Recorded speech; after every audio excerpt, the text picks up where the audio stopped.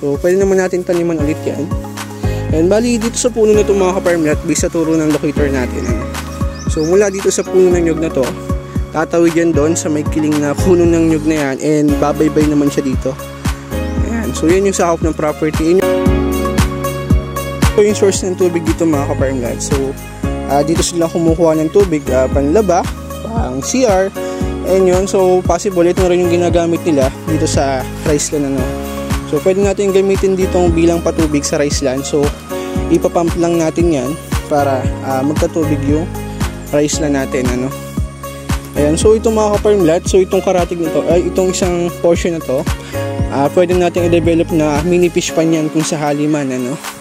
So rice land siya, pero pwede natin i-convert sa fish pan mga ka-farmlat. Ayan, so napakaganda ng ambience dito mga ka-farmlat. So dito, platted naman na yung baba ng property natin. So pwede mo rin taniman ng fruit bearing trees yan, ng kakao, santol, lansones, rambutan. And pwede tayo magalaga dito ng baka, kambing, so baboy pwede rin, RTL chicken, and babakuran lang natin yung paikot. Ayan. And so ito, ayun po yung oriente sa lugar natin.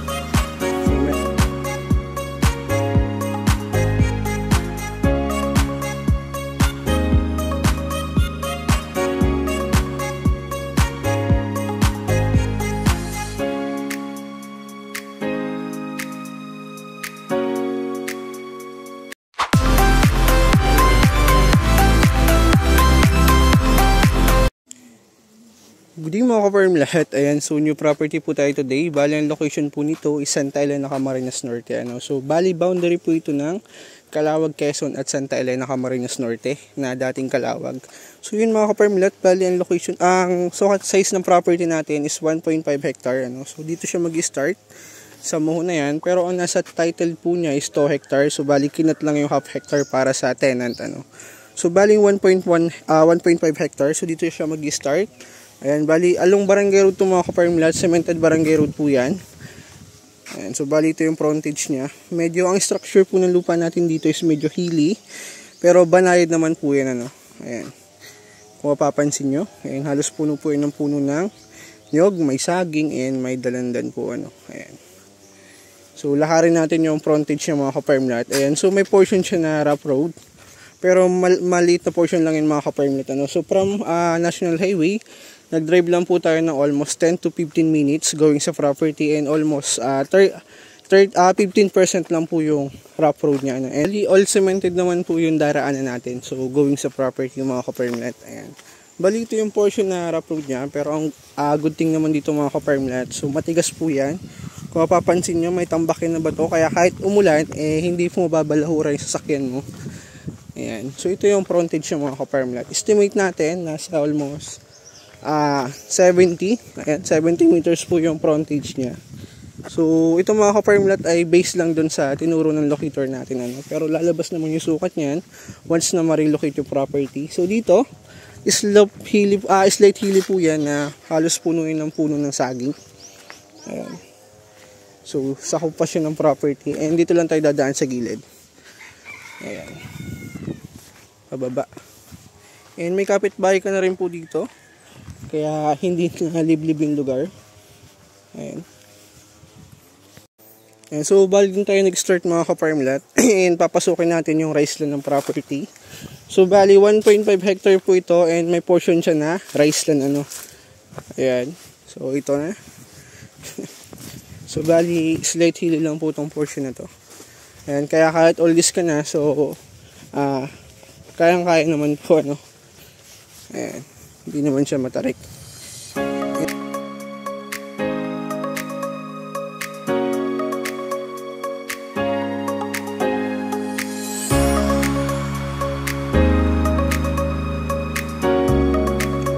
Meron din siyang puno ng santol, and kalimitan yung tanim ay puno ng saging. Ayan.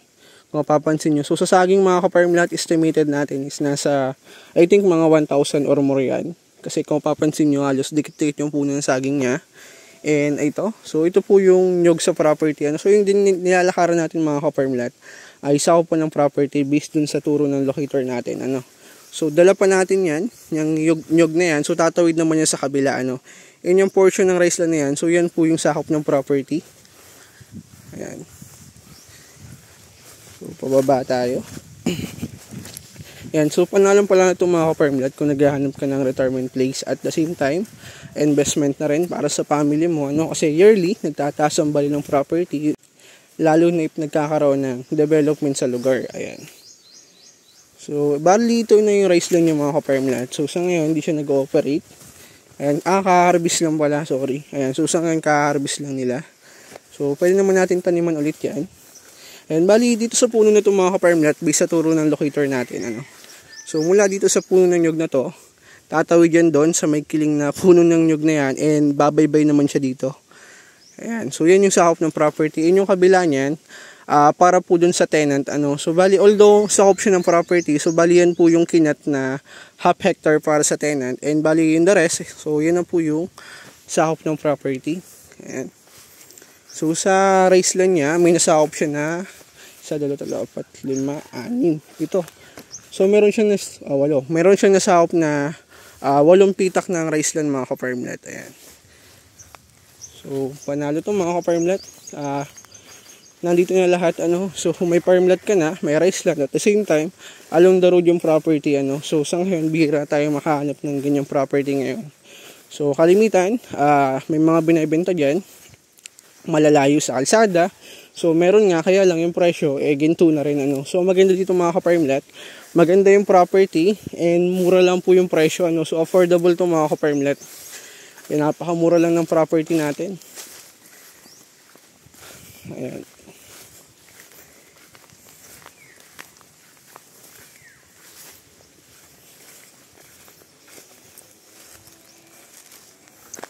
Baka pa ito, kulang ng salin. Ayan. Ganda.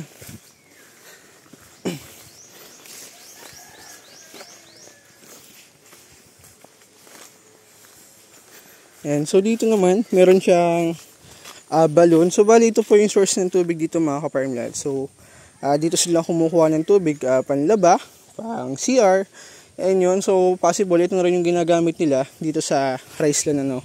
So, pwede natin gamitin dito bilang patubig sa rice land. So, ipapump lang natin yan para magkatubig yung rice land natin, ano.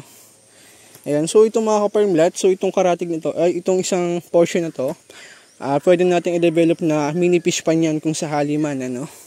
So, rice land siya, pero pwede natin i-convert sa fish pan mga ka-farmland. Yan, so napakaganda ng ambience dito mga ka-farmland. Medyo madilim lang sa video ko kasi medyo makulimlim yung panahon natin. Kung papansin nyo, maulap ngayon. Ayan. Pero, panalo ito mga ka-farmland kung naghahanap ka ng retirement place. Ayan, so tama-tama po ito. Ayan, so may source na ng tubig. Sa kuryente meron. Kasi along the road po ito, so may poste dyan ng kuryente.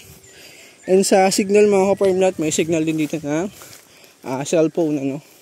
Ayan. Ganda. Ideal to mga ka-farmland. Ayan. So dito, platted naman na yung baba ng property natin. Ayan. So pwede mo rin taniman ng fruit bearing trees yan, ng kakao, santol, lansones, rambutan. And pwede tayo mag-alaga dito ng baka, kambing, ano, so baboy pwede rin, RTL chicken. And babakuran lang natin yung paikot. Ayan. Ganda. So ito, ayan po yung kuryente sa lugar, ano. So may access naman siya ng kuryente. And kung OFW ka or nag-work ka abroad and naghahanap ka ng retirement farm or investment para sa family mo, so recommended ko itong mga ka-farmland to ay kasi 2-in-1 na siya. May farmland ka na, may rice land ka pa, and aside doon, meron po itong puno ng nyog, ano. So meron nag-generate ng income every 45 days. May income yung property mo, and along the road po ito, kaya accessible puntahan. Ayan. So ulitin ko po, from National Highway, so mag-drive lang tayo ng 10 to 15 minutes from National. And sa town proper naman po, mag-drive lang tayo ng at least mga 30 minutes, ano, going sa town proper ng Santa Elena. And sa town proper naman po ng Calawag, mag-drive lang tayo ng almost 45 minutes going sa town proper ng Calawag. Ayan. And may hospital na rin dyan mga ka-farmland. Ulitin ko, kung naghahanap ka ng retirement farm or investment, ayan mga ka-farm lot, huwag mo nang palampasin, panalo na to. Kasi why? Along the road yung property, kaya accessible siya puntahan. And kung investment naman, may potential din kasi along the road po ito. And kung mapapansin nyo po, standard yan, 7 to 8 meters po yung lapad na kalsada niya. Ayan. So although may portion siya na rough road, pero i-develop naman po yan kasi syempre ang governor, mayor, kapitan, hanap po ng project yan. So kaya possible talagang ma-develop po yung daan na yan. So ang good thing din mga ka-farm lot, mura po yung property kasi undevelop pa. Pero once na ma-develop yan, so possible mag-increase na rin yung value or yung presyo ng property. Kaya ideal to mga ka-farm lot.